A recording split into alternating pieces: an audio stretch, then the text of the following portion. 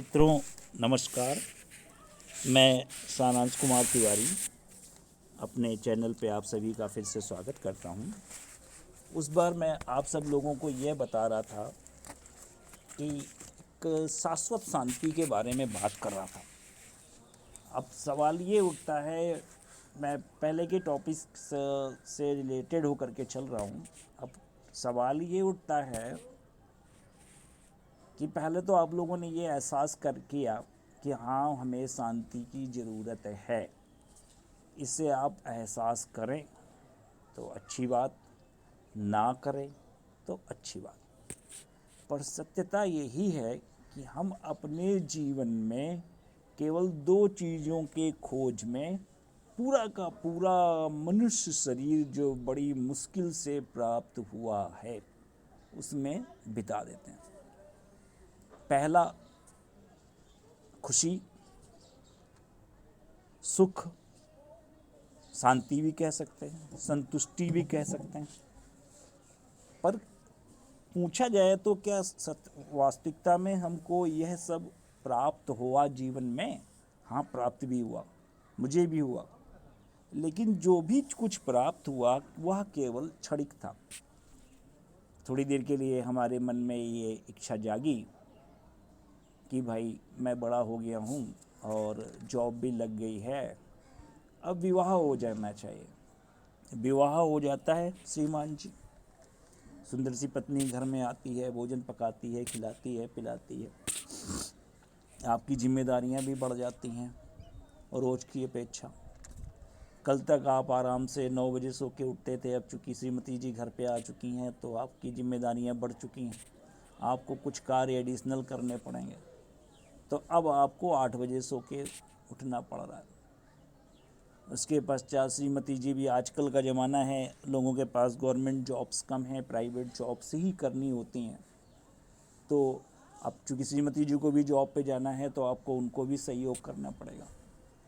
चले तो थे आप शांति को पाने के चक्कर में, शादी आपने करी थी शांति खुशी आनंद के चक्कर में, अब आप फंसते जा रहे हैं। यानी आपकी जो शांति थी, थोड़ा सा क्षणिक वासना संतुष्टि, आपकी कामना संतुष्टि प्राप्त होने के पश्चात, शारीरिक संतुष्टि भी कह सकते हैं, प्राप्त होने के पश्चात वो अब अशांति में परिवर्तित हो गई।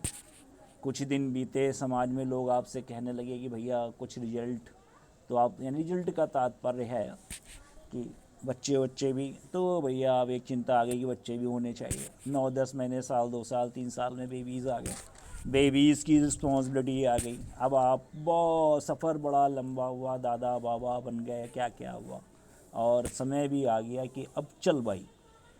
पर वो शांति संतुष्टि और प्रेम की तलाश पूरी नहीं हुई। क्यों? क्योंकि जिन चीज़ों से आप उसे पाना चाहते थे वो खुद ही शाश्वत नहीं थी, वो खुद ही अशाश्वत थी। अशाश्वत का मतलब है कि वो चीज़ें क्षणिक थीं, कुछ समय पश्चात उन चीज़ों को नष्ट होना था।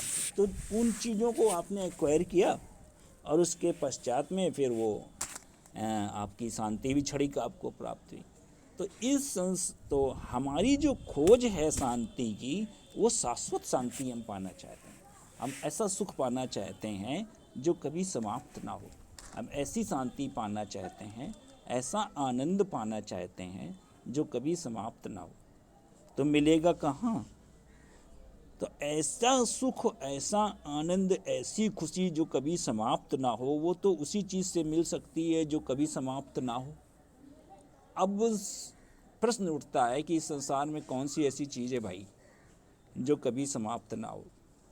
ग्रंथों में, यहाँ तक कि विज्ञान भी ये कहता है कि ये सूर्य, चंद्रमा, पृथ्वी भी एक दिन समाप्त हो जाएंगे। पर वो कौन सी चीज़ है जो कभी समाप्त ना हो?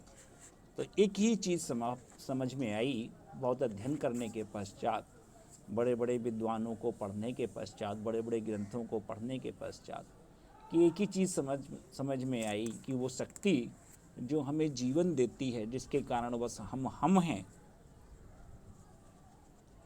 और जिसके उपस्थिति में हम हैं, जिसकी अनुपस्थिति में हम मात्र एक मिट्टी हैं, जिससे ज़्यादा देर लोग ना रख करके सीधे घाट पे या किसी ऐसे स्थल पे ले जा करके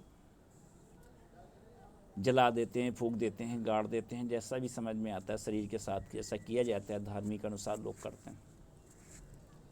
तो दो ही चीज़ें शाश्वत समझ में आएंगी, एक वो शक्ति और वो उस शक्ति को, उस शक्ति जैसे हम लोग आत्मा भी कहते हैं, लोग परमात्मा भी कहते हैं, लोग भगवान भी कहते हैं, पर कैसे इस चीज़ को जाना जाए, कैसे इस शक्ति को पाया जाए ताकि हमें शाश्वत शांति प्राप्त हो सके, शाश्वत प्रेम प्राप्त हो सके, शाश्वत खुशी मिल सके, ऐसा कैसे संभव है आपके जीवन में? वो शक्ति कहाँ पे है? क्या उस शक्ति से मिला भी जा सकता है? क्या उस शक्ति से प्रेम किया जा सकता है? ये सब मैं आपको अपने अगले वीडियो में बताऊंगा। अगर आप सब लोगों को ये पसंद आए तो मुझे बहुत खुशी होगी। आप सभी लोगों को बहुत बहुत धन्यवाद।